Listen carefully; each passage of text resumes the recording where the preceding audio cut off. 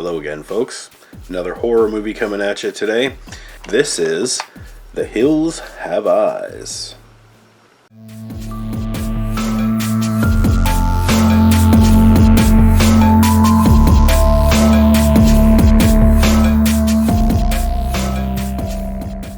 The Hills Have Eyes came out in 1977.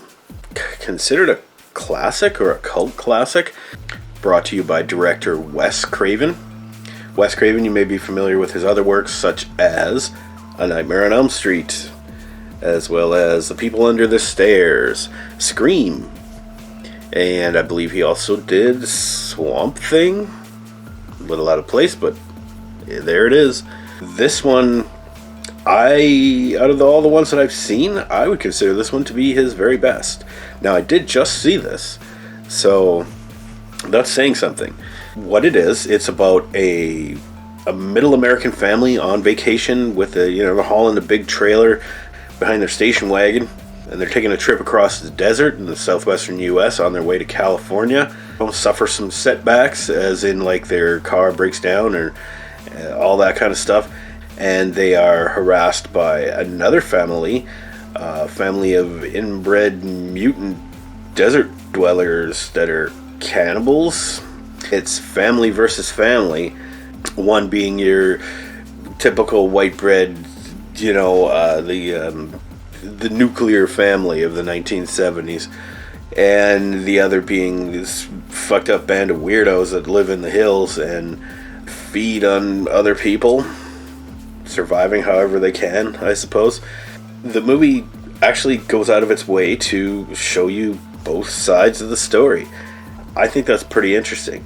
These aren't just like your shadowy kind of killers that, strike when you least expect it. No, it's this whole movie is kind of like a cat and mouse game between these two families. One goes on the attack and the other one goes on the defense. The good family has its share of problems as well, but they're basically just trying to survive, and while the other family is like trying to eat their baby, kill the rest of them, and possibly eat them too.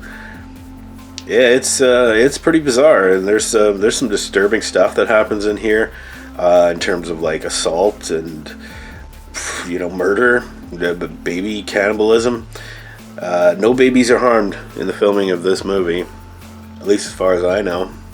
Yeah, and it's got the desert setting is also very ominous and very sinister. The harsh climate and the extreme temperatures and stuff like that. I don't want to tell you the story of this movie because I think you should watch this and realize that it's not a traditional horror movie. It's more of a thriller.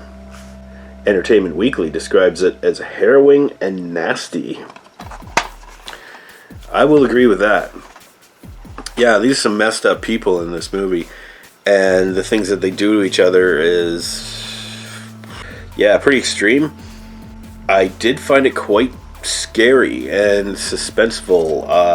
The gore that's in here, there's not a lot, but it's effective. It really drives the point home and gives you that, sense of dread that, is necessary in a successful horror movie. The climax of the movie is pretty exciting. There's a good amount of like action, I guess you could say, and there's a good amount of realistic dialogue. Yeah, I guess it's pretty grounded in the real world. There isn't any like supernatural things going on in this movie, as there are with a lot of horror movies. This is just people being shitty to each other, and that's what makes it scarier than a lot of other horror movies. It's because this could happen. And probably does happen every once in a while. I remember somebody describing this movie to me back when I was a teenager and saying this was the scariest movie they ever saw when they were a kid. Well, I never saw it when I was a kid. As a matter of fact, I just watched it for the first time like 2 days ago. But I didn't know much about this movie, and I had always thought that nothing's ever going to top like The Exorcist or Evil Dead.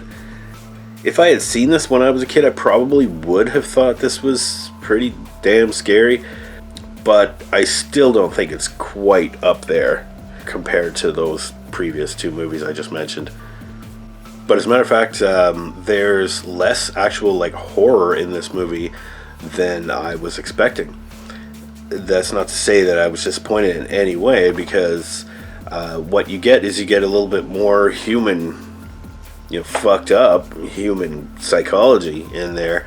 You get a better sense of who these characters are, even the evil ones. I actually quite enjoyed Hills Have Eyes. So overall, I think I'm going to give it a B+. There were sequels made to this. I believe there were some sequels made in the 80s.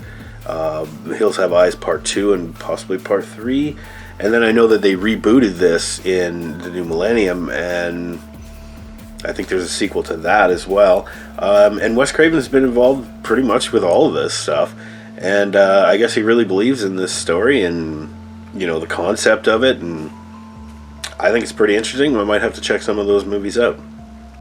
So until next time, till our next spooky adventure, have a good one, everybody.